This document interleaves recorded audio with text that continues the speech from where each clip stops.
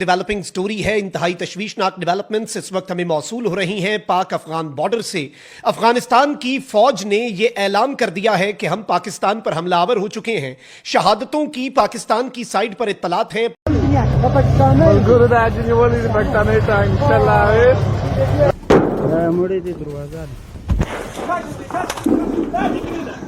اور خبر یہ بھی سامنے آ رہی ہے کہ افغانستان کی طرف سے پہلی بار پاکستان کے اگینسٹ بیلسٹک میزائل کا استعمال کیا گیا ہے. آپ دیکھ رہے ہیں ڈیولپنگ سٹوری ہے یہ کرم سیکٹر میں ظاہر پاک افغان بارڈر کا ایک اور حصہ. زیادہ ترین خبر ابھی بھی دیکھی ڈونلڈ ٹرمپ نے بھی اس حوالے سے لب کشائی کی ہے کہ وہاں وہ جاتے ہیں بھارت اور یہاں پر افغانستان حملہ کر دیتا ہے پاکستان. ذاتی خیال ہے، میرا تجزیہ یہ کہتا ہے کہ یہ آپریشن سندور 2 کا آغاز ہوا ہے جو کہ کل رات کو اس نے کیا ہے. افغان فورسز ہیں وہ بھی اپنے کلیم جاری کر رہی ہیں. ٹینک کو نشانہ بنانے کا کلیم کیا جا رہا ہے. یہ ذرا ہم کوشش کریں گے بڑی سکرین پر آپ کو یہ فوٹیج دکھائیں تاکہ آپ دیکھ سکیں کہ ایک ٹینک کو جو ہے وہ نشانہ بنایا جا رہا ہے. اسی طریقے سے ایک اور ویڈیو جو سامنے آتی ہے وہ یہ دکھاتی ہے کہ توپ خانہ بھی استعمال ہو رہا ہے، ٹینک بھی استعمال ہو رہے ہیں، بھاری قسم کی ایک دوسرے کے اوپر شیلنگ ہو رہی ہے. اور یہ ہم پچھلی جھڑپوں کی بات نہیں کر رہے، یہ جو پچھلی رات میں سب کچھ ہوا ہے، مطلب کہ یہ بات ہو رہی 14 تاریخ کی. ہلالی صاحب، بھارت اور افغان طالبان کے جو بڑھتے ہوئے روابط ہیں، جو کوپریشن ہمیں ریسنٹلی نظر آ رہی ہے، سفارتی تعلقات کی بات ہو یا پھر خفیہ تعاون کی بات ہو، پاکستان کے خدشات رہے ہیں اور ابھی ظاہر ہے بڑھتے جا رہے ہیں کہ بھارت افغانستان کی سرزمین استعمال کر رہا ہے پاکستان کے خلاف کارروائیاں کرنے کے لیے. پھر کشمیر اور پہلگام کے معاملے پر افغانستان کی سٹیٹمنٹس بھی بدلتی جا رہی ہیں. سو یہ سب اس سب میں آپ کیا انٹرپریٹ کر رہے ہیں about Afghanistan policy regarding Pakistan? دیکھیے، کمال کی بات یہ ہے کہ اتنے سال ہو گئے ہیں، 75 سال ہو گئے ہیں، اس سے زیادہ بلکہ، اور آج تک ہم لوگ فیصلہ نہیں کر سکے کہ یہ جو افغانستان ہے یہ ہمارا بھائی ہے کہ یا ہمارا دشمن ہے.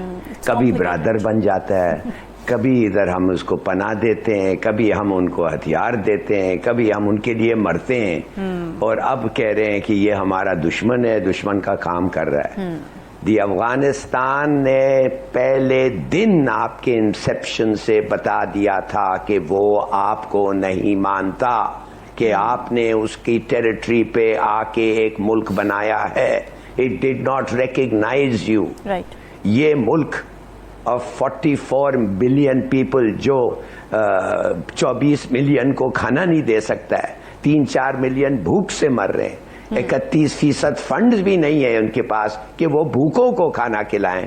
یہ آج بھی لڑنے کے لیے تیار ہے آپ سے اور لڑنا چاہتا ہے آپ سے، اور جدھر سے بھی پیسے مل جائیں، کافر سے ملیں، کافر سے لے کے وہ لڑیں گے آپ کے خلاف. تو get up, wake up, smell the coffee. یہ تمہارا دشمن ہے، یہ تمہارا دشمن رہا ہے، اور اس لیے تمہارے ساتھ اس سے پہلے نہیں لڑا. وہ اسی لیے نہیں لڑا کہ وہ اگر لڑتا تو ہار جاتا. میں بس کوئکلی اپنے مہمانوں کی طرف جاتا ہوں. ہمارے ساتھ جناب ڈاکٹر عادل نجم صاحب جو کہ بین الاقوامی امور کے ماہر ہیں، منصور جعفر صاحب ماہر امور مشرق وسطی ہیں، اور ضیاء الحق ہمارے بیورو چیف پشاور کے جو کہ آج پاک افغان بارڈر گئے بھی اور ابھی بھی ہمیں رپورٹ کر رہے ہیں یہ ساری سٹوری. تینوں مہمانوں کا بہت شکریہ. عادل صاحب، اب یہ چونکہ ڈیولپنگ سٹوری تو میں اسی سے آغاز کرنا چاہوں گا. پاکستان اور افغانستان کے درمیان ایک نئی صورتحال نے بالکل ہی نئی صورت یعنی جنم لے لیا جو کہ ایسکیلیٹ ہوتی نظر آ رہی ہے ہمیں.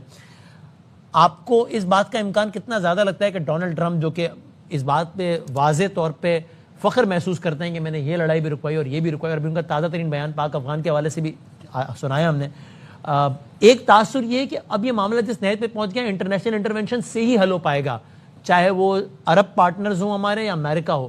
میں آپ سے امریکہ کے ایسپیکٹ سے پوچھنا چاہوں گا اس بات کا کتنا امکان ہے کہ اس بڑھتی صورتحال کو روکنے میں وہ کردار ادا کر سکیں؟ وہ کردار ادا کر سکیں یا نہ کر سکیں، کرنا چاہیں گے، کیونکہ آج کل ان کو بہت زوم ہے کہ میں دنیا میں سب جگہ امن لا سکتا ہوں. وہ آئے نہ آئے وہ اس کا کریڈٹ لے لیتے ہیں. سو ان کی خواہش ضرور ہوگی اور وہ شاید کود بھی پڑے.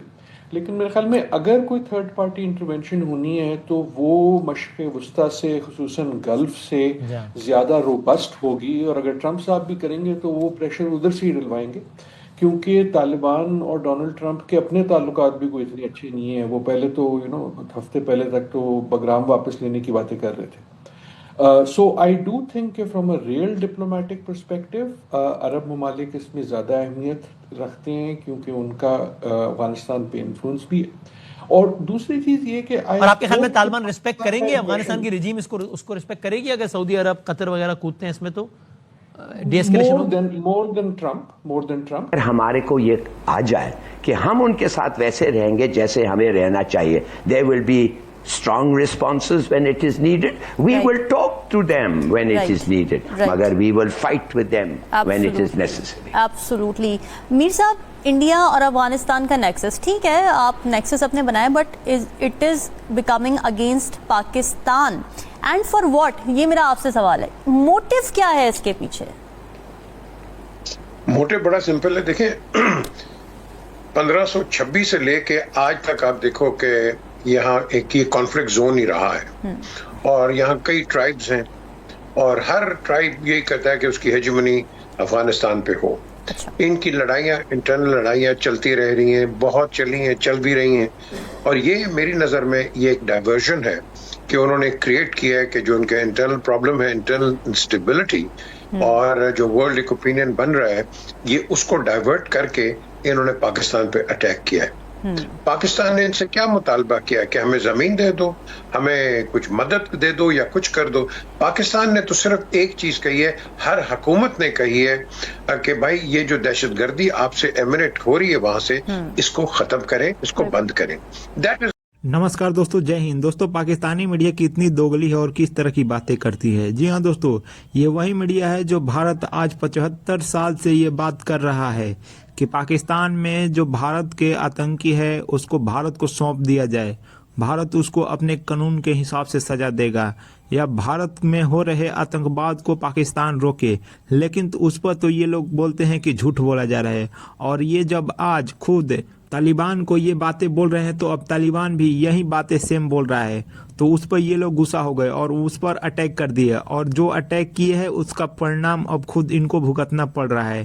جہاں پر یہ لوگ سوچے تھے کہ ہم نیوکلیئر عام ہیں تو ہمیں کچھ نہیں ہوگا, تو اس کا اثر اب دیکھنے کو مل رہا ہے کہ کس طرح سے افغانی طالبان نے پاکستان کے ٹینکوں پر قبضہ کر لیا ہے اور ان کے کئی چیک پوسٹوں پر قبضہ کر لیا ہے.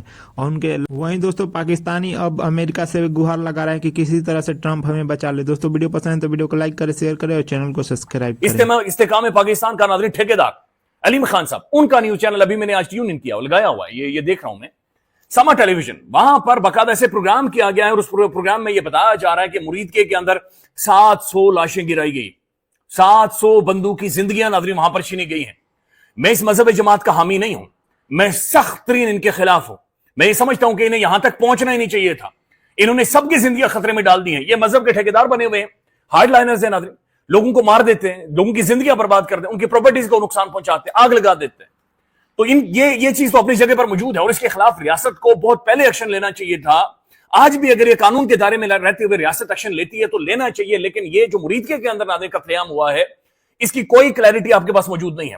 اب کل کا ویلوگ اٹھا کر دیکھیں محترم حامد میر صاحب کا. میر صاحب یہ کہہ رہے ہیں کہ پاکستان کے تمام تر پرائم ٹیلی ویژن کو ہدایت تھی کہ بھائی آپ نے اس کے اوپر بات چیت نہیں کرنی.